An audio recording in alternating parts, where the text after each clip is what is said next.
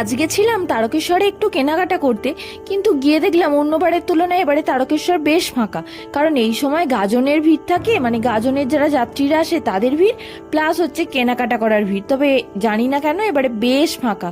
তো আমরা প্রথমে চলে গেছিলাম আমাদের কাপড়পট্টিতে। এই স্টোর্সটা হচ্ছে যে আমি একদম ছোট্টবেলা থেকে গিয়ে জামা কাপড় কিনি, মনুর সাথে যেতাম, মনে আছে?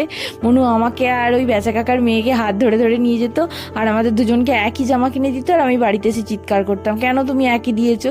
যাই হোক গিয়ে আজকেও কিছু কেনাকাটা করলাম, ওই বাবাদের জামা কাপড়, আমার একটা ফ্রক আর একটা চুড়িদারের পিস। তারপরে নিয়েছি বলতে এই বেড কভারগুলো নিয়েছি, আর মায়ের কিছু শাড়ি নিয়েছি। তো আমার জামাগুলো আমি পরের ভিডিওতে দেখাবো। আজকে মায়েদের শাড়িগুলো দেখালাম, কেমন হয়েছে অবশ্যই কমেন্ট বক্সে জানাবেন। আর আজকের ভিডিওটা আমি এখানেই কমপ্লিট করলাম। অবশ্যই লাইক, শেয়ার আর সাবস্ক্রাইব করে আমার পাশে থাকবেন। আর আপনারা প্রত্যেকে ভালো থাকবেন।